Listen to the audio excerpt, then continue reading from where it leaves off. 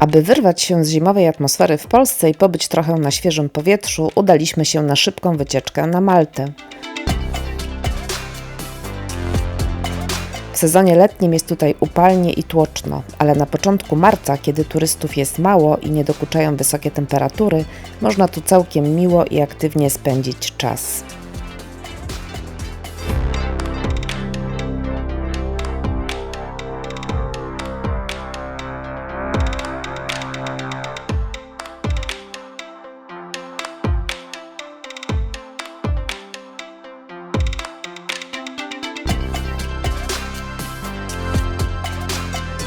Dla przypomnienia, Malta to państwo wyspiarskie na Morzu Śródziemnym i jej 3 największe wyspy to Malta, Comino i Gozo.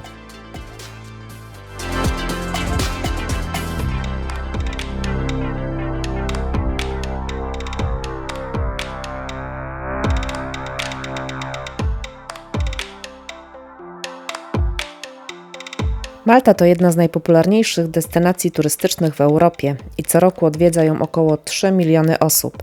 Jedni oglądają zabytki, których jest tu bardzo dużo, inni leniuchują na słonecznych plażach.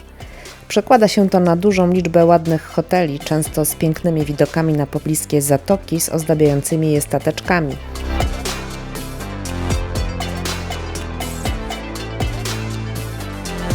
Przy takim widoku na balkonie często popijaliśmy lokalny przysmak kini, zrobiony z gorzkich pomarańczy i ziół. Dla mnie smak jest genialny.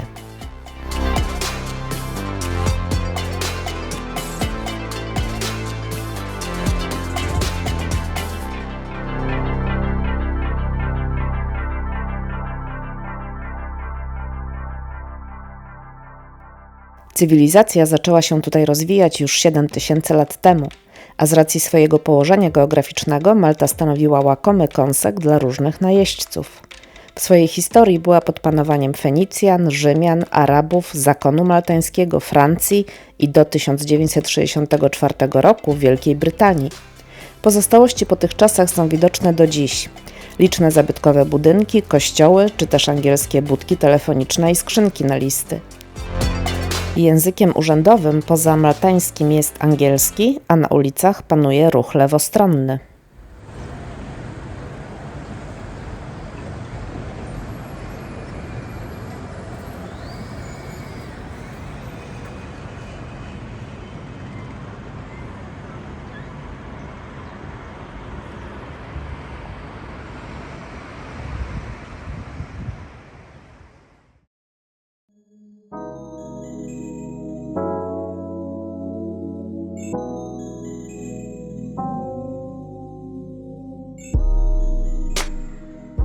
Stolica Malty, Valletta, powstała dzięki zakonowi maltańskiemu, który osiedlił się tutaj w 1530 roku.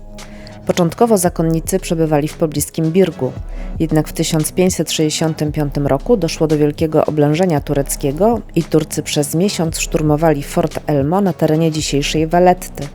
W końcu zdobyli go, ale na tyle osłabiło to ich siły, że nie dali rady pokonać kolejnych fortów i umocnień. Wtedy to w głowie wielkiego mistrza zakonu pojawiła się wizja. Po odparciu 4-miesięcznego ataku Jean de Valette zdecydował o stworzeniu w pełni ufortyfikowanej stolicy właśnie w tym miejscu. Na cześć wielkiego mistrza miasto nazwano Valletta. Oj tak, piękna historia.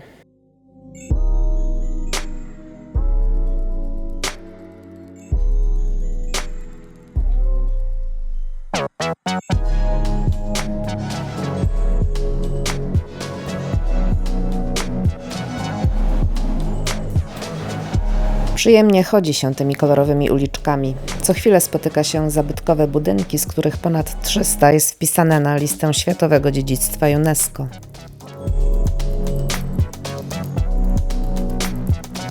Charakterystycznym i nieodłącznym elementem architektury miasta, a właściwie nawet całej Malty, są wykusze, czyli zabudowane kolorowe balkony.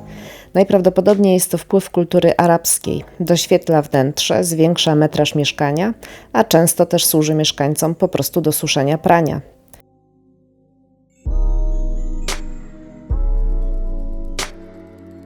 Drugim kolorowym elementem są ozdobne drzwi z kołatkami, urokliwe. Bez wykuszy i kolorowych drzwi budynki wyglądałyby bardzo monotonnie i nudno.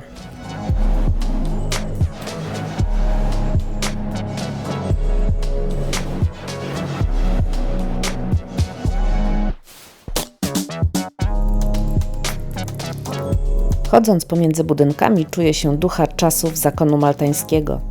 Zakonnicy, posiadając duże pieniądze, zatrudniali najlepszych europejskich architektów do projektowania swoich budowli. I tak fort Świętego Elmo, zbudowany na planie czterokątnej gwiazdy, po wielkim oblężeniu rozbudowany i umocniony wysokimi murami, w tamtych czasach skutecznie chronił przed najeźdźcami. Położony w fantastycznym miejscu pozwalał na obronę portów znajdujących się po jego obu stronach.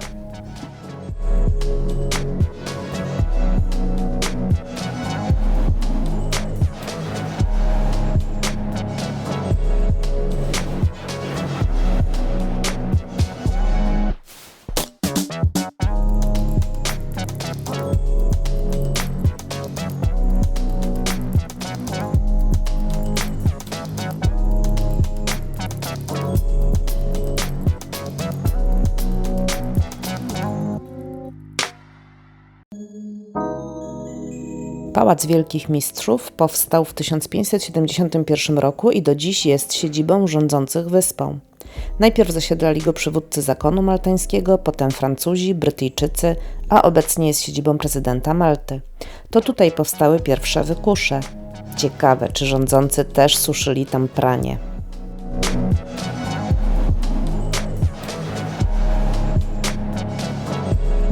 Kolejne dzieło należące do zakonu to konkatedra Świętego Jana. Z zewnątrz bardzo niepozorny kościółek, a w środku wow! Złoto wylewa się ze ścian, prawdziwe arcydzieło baroku. Powstał on w 1573 roku i początkowo jego wnętrze było skromne, dopiero w XVII wieku udekorowano go tak misternie. Jak to w baroku, aż nadto wylewnie, jednak podziwiam ilość pracy w to włożonej. Uważa się, że to najwspanialsze barokowe wnętrze, jakie kiedykolwiek powstało.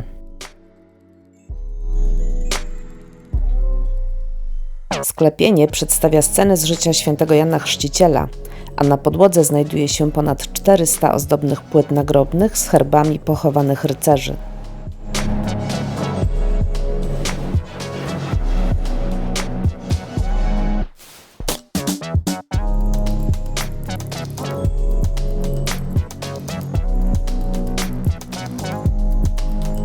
Nawy kościoła zajmują kaplice przypisane do poszczególnych grup językowych zakonu. W zależności od okresu zakon był podzielony na 7 lub 8 grup językowych, które odpowiadały obszarom geograficznym, z których pochodzili zakonnicy.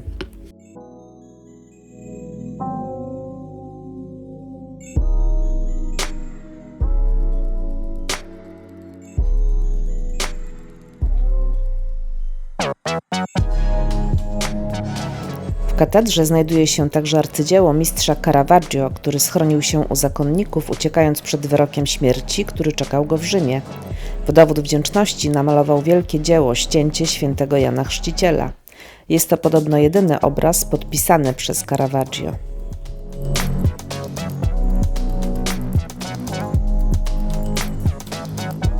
Każda grupa językowa zakonu posiadała swoją kwaterę zwaną zajazdem. Do dziś przetrwało ich na terenie Valletty 5. I tak zajazd kastylijski jest obecnie siedzibą premiera Malty. W zajeździe prowansalskim mieści się Muzeum Archeologiczne. Ponadto można zobaczyć zajazd aragoński, bawarski i włoski.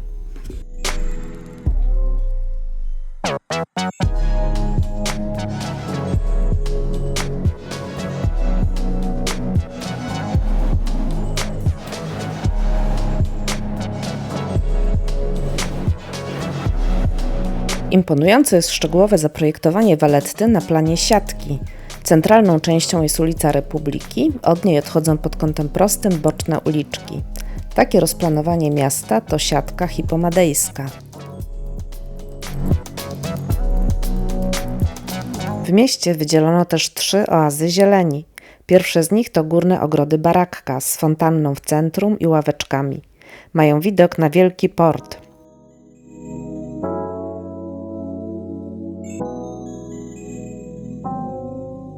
Wzdłuż tarasu stoi rząd armat, z których od XVI wieku wystrzeliwano salwy z okazji najważniejszych świąt.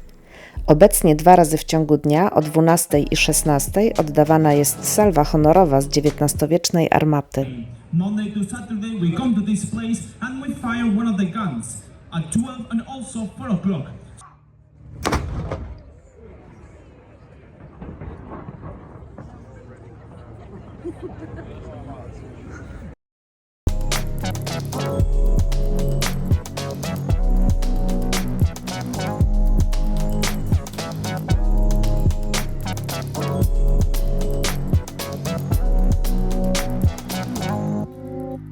Równie przyjemnym miejscem są dolne ogrody Barakka, gdzie można usiąść i oglądać pływające statki.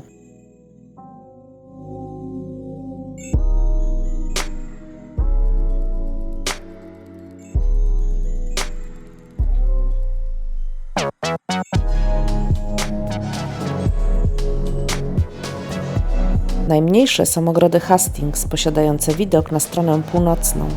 Widać tu nowoczesne zabudowania pobliskiej Sliemy.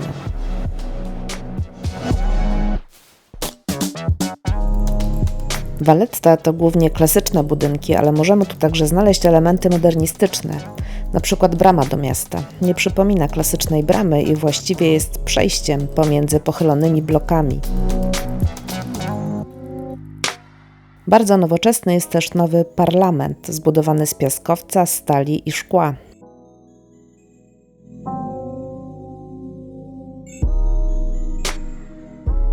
Niewątpliwą wizytówką miasta jest fontanna Trytona, przedstawiająca 3 trytonów trzymających misę z wodą. Fontanna wita i żegna podróżnych przyjeżdżających do Valletty. Znajduje się tuż przy przystanku autobusowym.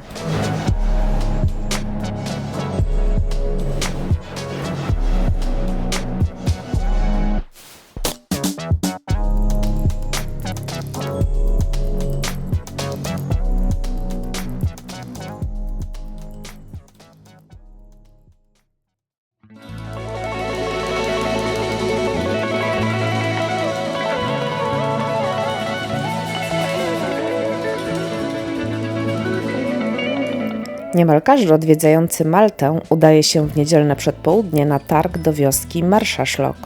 Jest to największa osada rybacka na tym terenie i istniała już za czasów Fenicjan. Jej port ozdabiają tradycyjne kolorowe łódeczki luzu.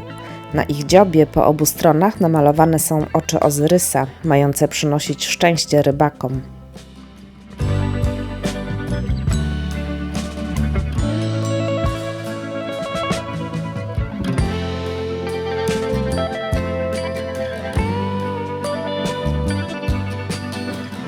Przy brzegu co niedzielę odbywa się targ rybny, jednak tylko część stoisk sprzedaje zdobycze rybaków, przy pozostałych można nabyć ubrania, pamiątki czy też lokalne wyroby.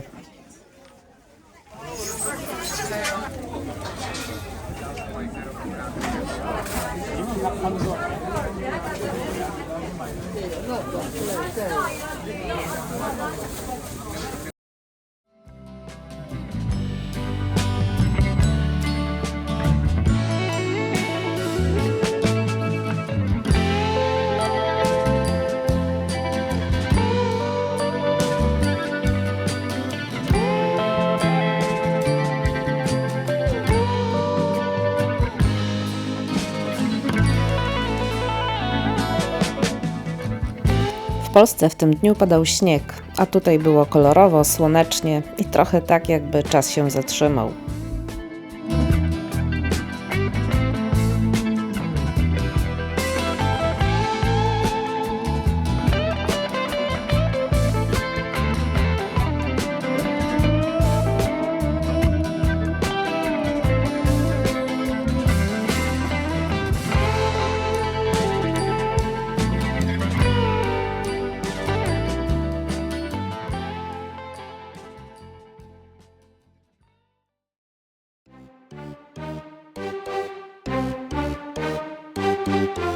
Wracając z Marshallock pojechaliśmy odwiedzić 3 miasta, które nazywają się Birgu, Isla i Bormla, jednak ich dawne nazwy to Vittoriosa, Senglea i Cospicua.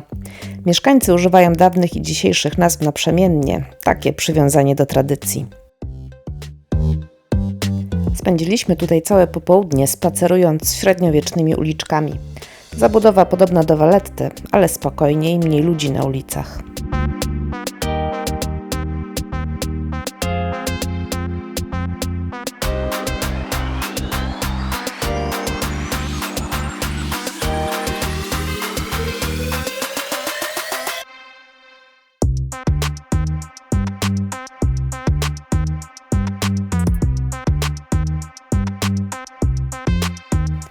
Weszliśmy do Pałacu Inkwizytora, bo sama nazwa brzmiała intrygująco. Może nic specjalnego, ale nigdy w takim muzeum nie byliśmy.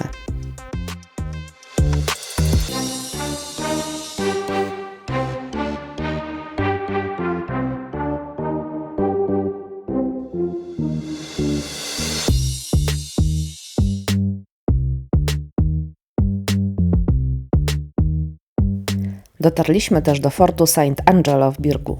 To ten fort, z którego zakonnicy bronili się w trakcie Wielkiego Oblężenia.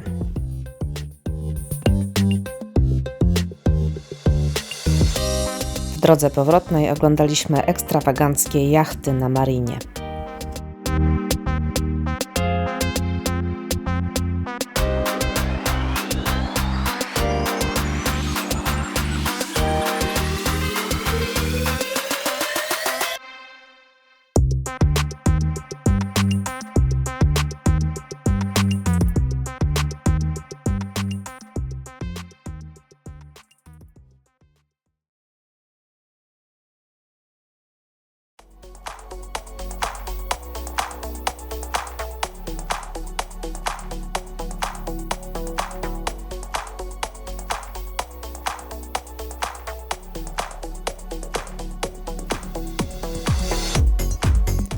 Klify Dingley to malownicze formacje skalne wysokie na ponad 200 metrów.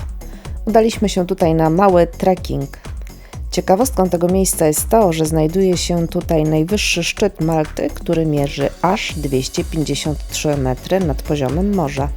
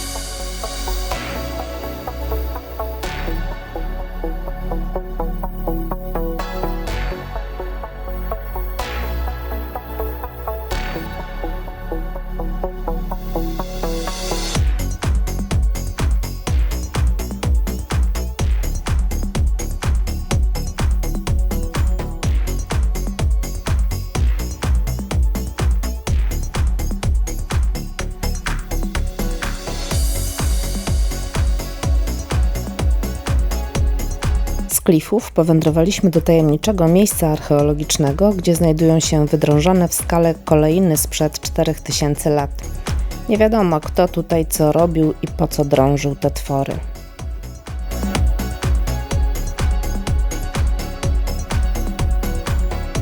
Lokalnym autobusem przenieśliśmy się do miejscowości Rabat.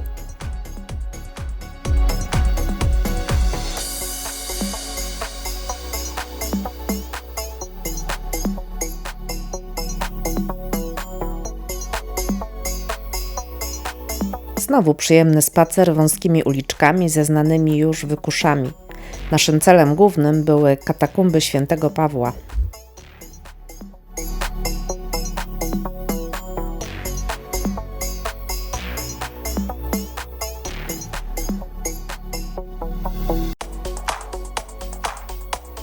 Kompleks ma ponad 2000 m². Archeolodzy twierdzą, że od VI wieku przed naszą erą Fenicjanie wykuwali tu bloki kamieni służące jako materiał budulcowy. W III wieku przed naszą erą stopniowo lokalna ludność zaczęła wykorzystywać puste przestrzenie jako groby. Dodatkowo w czasach rzymskich zabroniono dokonywania pochówków w obrębie miasta, a więc obecny Rabat leżący na obrzeżach dawnego miasta Melite nadawał się na cmentarz. Katakumby były wykorzystywane do VIII wieku naszej ery.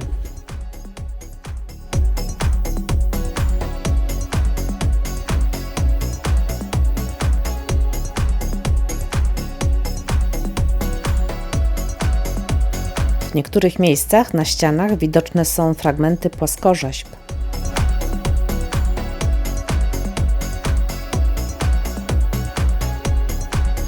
A to kamienny stół agape. Był wykorzystywany przez pierwszych chrześcijan do posiłków, które odbywały się tutaj w rocznicę śmierci bliskich. Było to oddanie czci zmarłemu.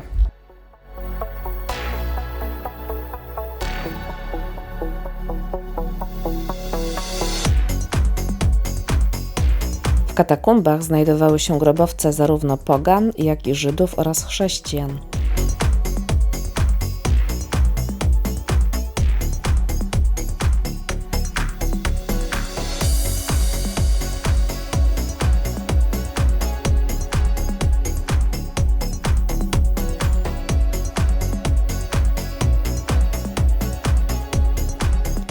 Idąc dalej, dotarliśmy do miejscowości Mdina, nazywanej Cichym Miastem. Do czasu przybycia kawalerów maltańskich miasto pełniło funkcję stolicy Malty. Zbudowali je Fenicjanie, przebudowali Rzymianie, a obecny układ zawdzięcza Arabom.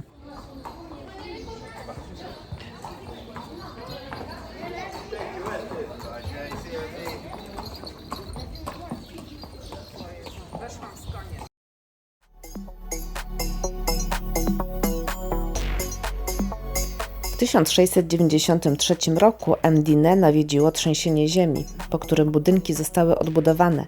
Pozostał tutaj średniowieczny układ ulic, jednak sam styl miasta jest barokowy.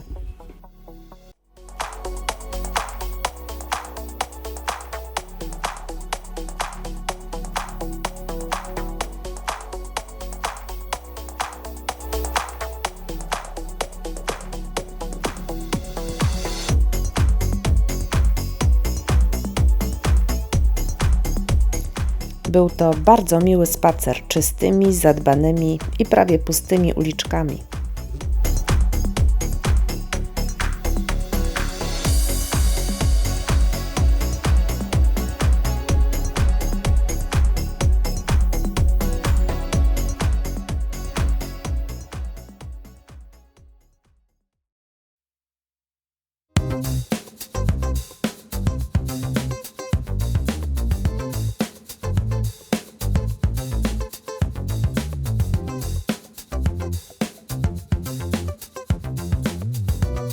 Blue Grotto, czyli Błękitna Grota, to jaskinia klifowa w południowo-wschodniej części Malty.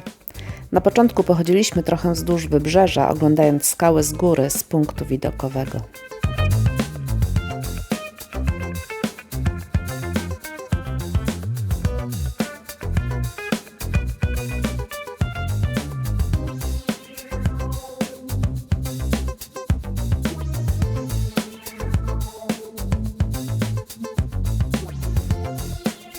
Potem kupiliśmy krótki rejs stateczkiem, aby wpłynąć do jaskini.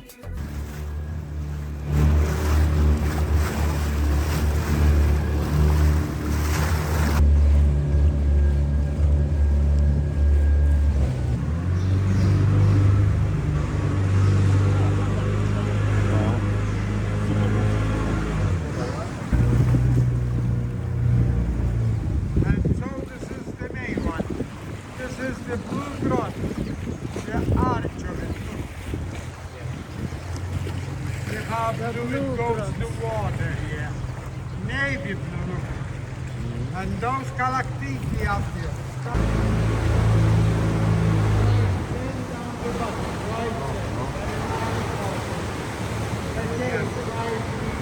Przy słońcu woda ma piękny turkusowy kolor i ładnie widać dno morza.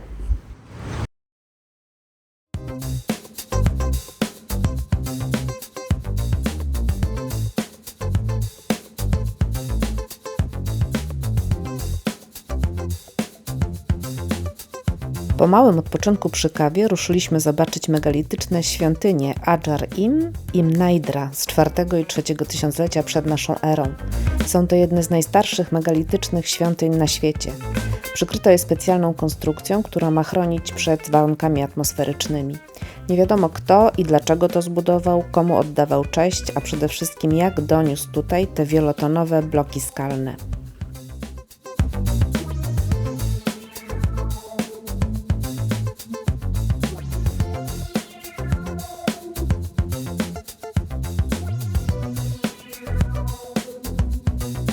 Poza wielką wartością historyczną, świątynie mają też bardzo ładną lokalizację. Jest to ogromny, niezabudowany teren z ładnym widokiem na morze.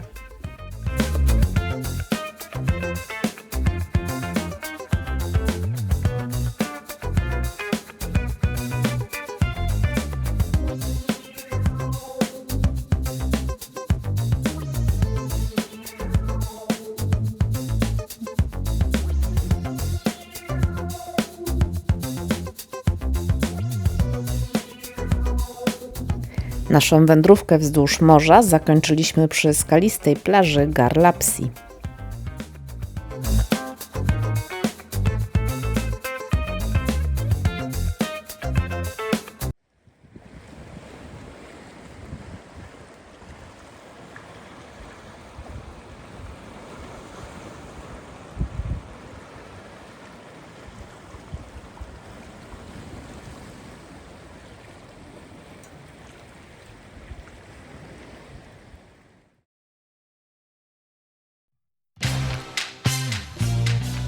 Czterdzieści minut promem Gozo Fast Ferry i przenieśliśmy się na wyspę Gozo. Mieliśmy zamiar wypożyczyć rowery, ale było zimno, wietrznie i padało, więc skorzystaliśmy z autobusu hop on, hop off.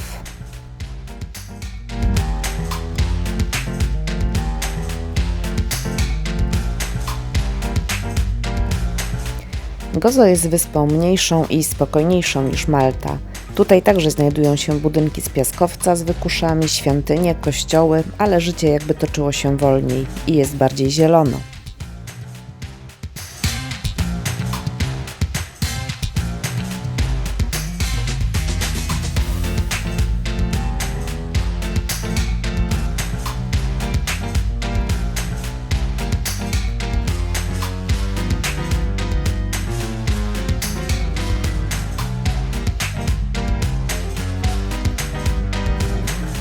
Stolicą Gozo jest Victoria, jakby miniaturka Valletty. Przeszliśmy uliczkami i poszliśmy zobaczyć największą atrakcję miasta, Cytadelę, rozbudowaną przez znanych nam już zakonników maltańskich.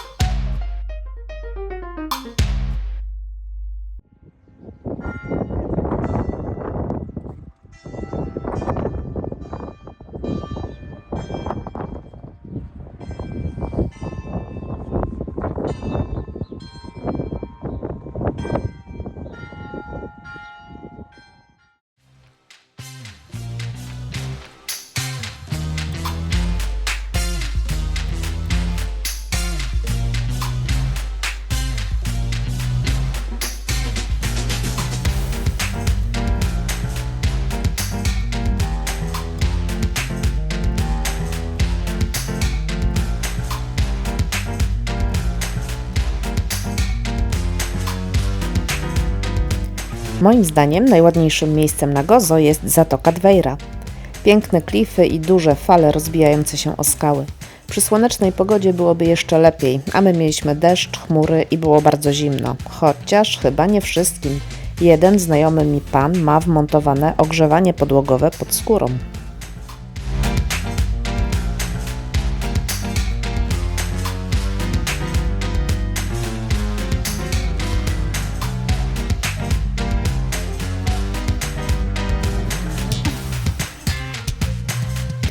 Kiedyś w tym miejscu było urocze Azure Window, które zawaliło się podczas sztormu w 2017 roku.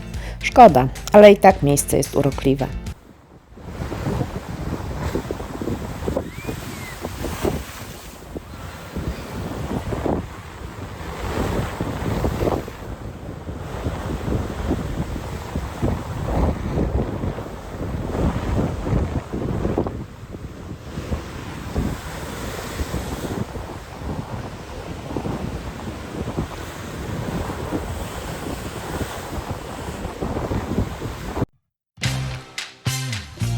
Tuż przy zatoce znajduje się Inland Sea, czyli morze wewnętrzne. Przy dobrej pogodzie można wykupić rejs i przez ten malutki przesmyk wypłynąć na morze.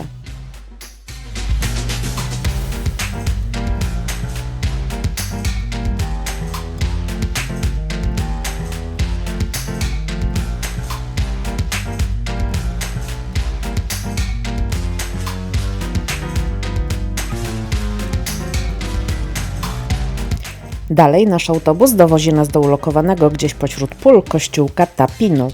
Z zewnątrz bardzo ładny, ale jakoś na środek nie mieliśmy już ochoty.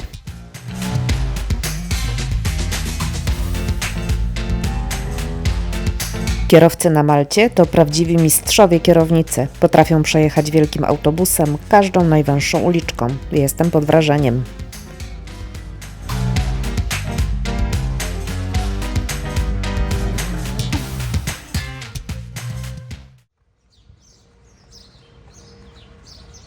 Żabciu, teraz powiedz coś miłego do kamery. Powiedz, gdzie jesteśmy. Co to jest? Jesteśmy. Gdzie my jesteśmy? Wiatrak, jak się nazywa? Sześcioramienny. Tak jest, to wiatrak Takola. Wiatraki to jedna z nowinek technologicznych, jakie wnieśli na Maltę zakonnicy. Takola jest jednym z nielicznych wiatraków zachowanych w całości.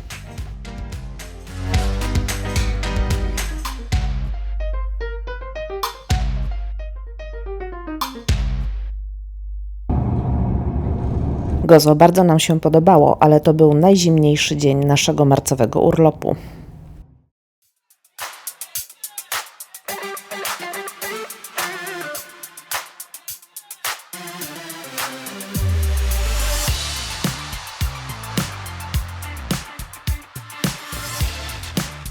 Ostatniego dnia udaliśmy się na Comino. Wyspa ma 3 km² i zamieszkują ją na stałe 2 osoby. Latem miłośników kąpieli słonecznych przyciąga tu błękitna laguna z przezroczystą turkusową wodą, na której można opalać się i reniuchować. My zdecydowaliśmy się na mały trekking wokół wyspy.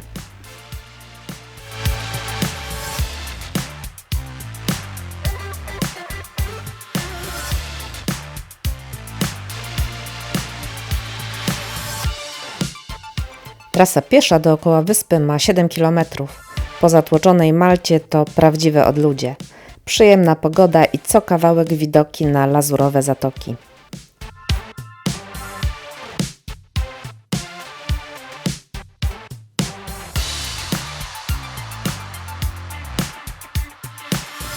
Dziś Comino jest rezerwatem przyrody. Nie wolno się tutaj budować i nie ma ruchu kołowego.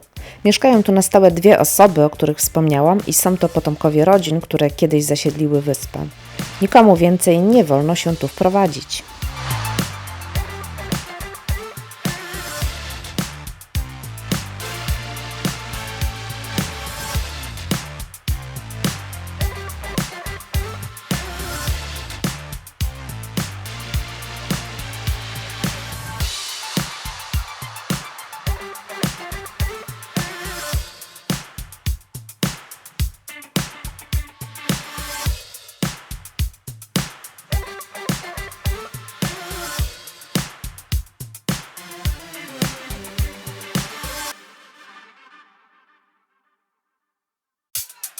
W przeszłości zakonnicy maltańscy urządzali tu polowania, głównie na króliki. Poza tym wyspa często służyła jako miejsce izolacji. W latach 70. Maltę nawiedziła plaga afrykańskiego pomoru świń, dlatego też wybudowano tutaj farmę, na której hodowano świnie w oddali od innych zwierząt i ludzi, aby odbudować populację. Dziś budynek popada w ruinę.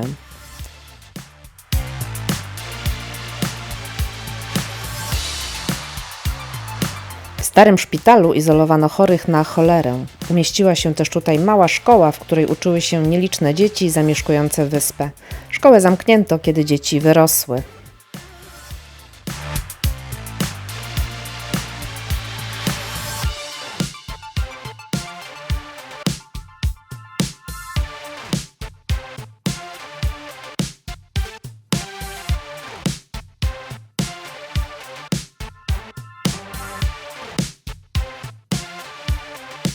Kolejny budynek to wieża Świętej Marii, wybudowana przez zakonników, aby chronić wyspę przed korsarzami i piratami.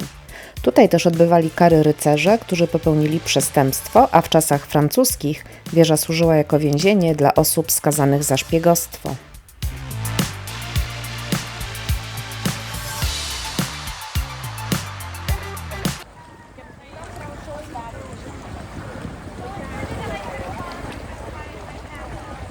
Ciepła?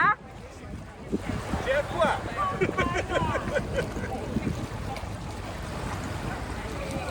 Nie przebieram się.